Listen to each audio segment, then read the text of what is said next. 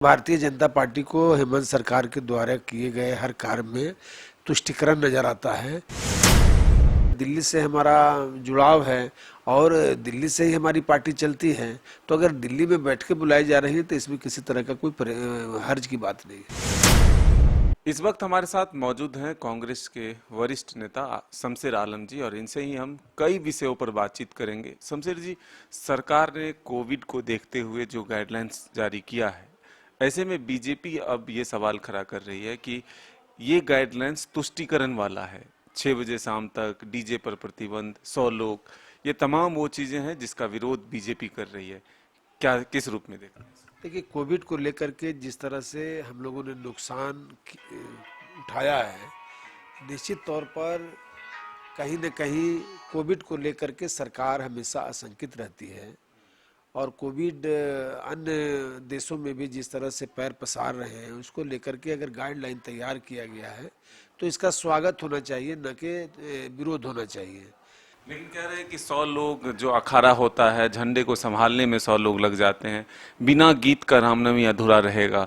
तो ये तमाम आरोप है और सिर्फ तुष्टीकरण का आरोप लग रहा है। देखिए, भारतीय जनता पार्टी को हेमंत सरकार के द्वारा किए गए हर कार्य में तुष्टीकरण नजर आता है, जबकि उनको ये पता होना चाहिए कि पिछली बार भी रामनवमी को लेकर के ये हो गया तय कि रामनवमी का जुलूस नहीं निकाला जाएगा। उसके बावजूद भी जो हमारे राम भक्त हैं, उन्होंने महावीर मंडल जाकर के 25 की संख्या में, 20 की संख्या में जो झंडा उठाना होता है या हर मंगलवारी को जो पूजा याचना होता है, वो सादे पूरा पूजा अर्चना कर करके लोगों ने रामनवमी को मन में जब राम है तो कहीं पर भी मनाया जा सकता है। लेकिन अगर जुलूस के रूप में है तो जुलूस के रूप में हमको लगता है कि कोविड गाइडलाइन को का पालन करना चाहिए। चूँकि हमेशा रांची में जो जुलूस निकलता है, भव्य जुलूस निकलता है और तमाम मुस्लिम जो तंजीमें हैं, मुस्लिम जो सामाजिक संगठन है, वो खुद स्वतः स्वागत करती है। ऐसे में अगर बीजेपी तुष्टीकरण की बात करती है रामनवमी के अवसर पर, तो ये भारतीय जनता पार्टी को शोभा नहीं देता। दूसरा महत्वपूर्ण ये विषय है कि कांग्रेस के कई नेता दिल्ली में हैं। आज वित्त मंत्री रामेश्वर उरांव भी गए हैं, प्रदेश अध्यक्ष भी हैं। आखिर क्या चल रहा है कांग्रेस में? दिल्ली दरबार क्यों हाजिर हो? देखिए, माननीय प्रभारी महोदय के द्वारा तमाम जो NSUI के पूर्व अध्यक्ष हैं, यूथ कांग्रेस को जो पूर्व अध्यक्ष हैं और जो हमारे पूर्व प्रदेश अध्यक्ष हैं, सारे लोगों को माननीय प्रभारी महोदय ने बुलाया है और बुला करके वो बैठक करेंगे। बैठक करके वो रणनीति बनाएंगे कि किस तरह से माननीय प्रभारी महोदय का हमेशा ये रहता है कि संवाद के माध्यम से लोगों के बीच जाना, जन जन तक अपनी आवाज़ को पहुंचाना, संगठन को मजबूत करना, इन्हीं सब विषयों को लेकर के सारे लोगों को बुलाया गया है। कुछ नेता नाराज भी हैं, जिसका नाम हम खुलकर आपको बताना चाहते हैं।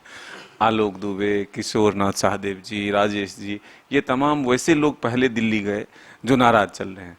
उसके बाद फिर वित्त मंत्री भी जाते हैं और जब प्रभारी लगातार झारखंड दौरे पर आ रहे हैं, जा रहे हैं, फिर 2 दिन बाद आने वाले हैं, तो ऐसे में दिल्ली में बैठक करने की, उन्हें बुलाने की क्या नौबत आ गई?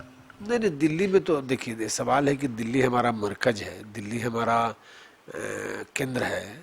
तो दिल्ली में अगर बैठक होती है, कई ऐसे बैठकें हैं जो कोऑर्डिनेशन का भी आप देखें कि दिल्ली में सभी साथी लोग बैठे थे।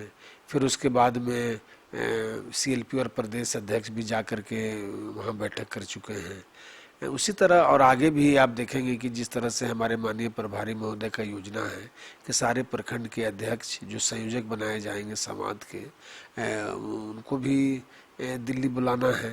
तो दिल्ली तो हमारा लगाव है, दिल्ली से हमारा जुड़ाव है और दिल्ली से ही हमारी पार्टी चलती है। तो अगर दिल्ली में बैठ के बुलाई जा रही है तो इसमें किसी तरह का कोई हर्ज की बात नहीं है। एक और महत्वपूर्ण सवाल, सरकार के कामकाज को लेकर के कई विधायकों ने पिछले लंबे समय से आवाज उठाया है। बीच में कुछ नाराजगी की विधायकों की भी बात आई थी। क्या पार्टी में सब कुछ ठीक चल रहा है कि नहीं? पार्टी में ऑल विजिबल है, कहीं पर पार्टी में नहीं है। आपने देखा कि सारे विधायक हमारे एकजुट हैं और सारे विधायक हमारे CLP जो है माननीय आलमगीर आलम साहब के नेतृत्व में एक साथ खड़े हैं, काम कर रहे हैं।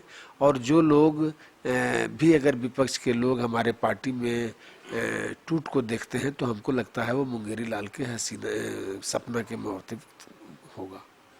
सरकार की तरफ से भी आरोप लग रहे हैं कि सरकार को तोड़ने की, गिराने की कोशिश हो रही है। सदन में भी मुख्यमंत्री ने कहा कि एन केन प्रकारेण सरकार को तोड़ने की साजिश हो रही है। आप लोगों को भी डर लगता है? नहीं नहीं, हम लोग को कहीं कोई डर नहीं है। हमारे माननीय विधायक एकजुट हैं और मैं तो कहा कि सरकार को गिराने वाले लोग, सरकार को तोड़ने वाले लोग, साजिश रचने वाले लोग कई बार झारखंड में बेनकाब हुए हैं और आगे भी बेनकाब होंगे और इनका मुंगेरी लाल का हसीन सपना पूरा कभी नहीं होगा। कैबिनेट में भी फेरबदल होने वाला माननीय प्रभारी महोदय ने तो स्वतः कह दिया है कि मंत्रिमंडल में किसी तरह का कोई फेरबदल नहीं होगा। पिछले दौरान जब वो आए थे तो बोले कि हमारे माननीय मंत्री काम कर रहे हैं और अभी माननीय मंत्री लोग काम करेंगे। एक और महत्वपूर्ण सवाल है, कल ही कैबिनेट में फैसला लिया गया है, झारखंड में नई उत्पाद नीति बनी है जिसमें अब 750 से बढ़ाकर दुकानों की संख्या 1500 कर दी गई।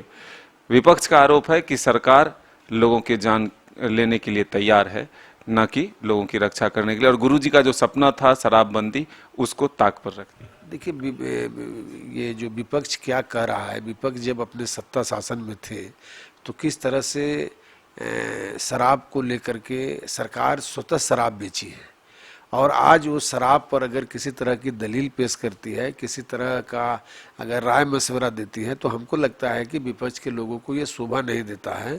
उनको अपने शासनकाल में भी झांकना चाहिए। दिल्ली दौरा में कांग्रेस नेताओं को क्यों बुलाया जा रहा है? प्रभारी को तो झारखंड का दौरा करने के लिए आने वाले थे।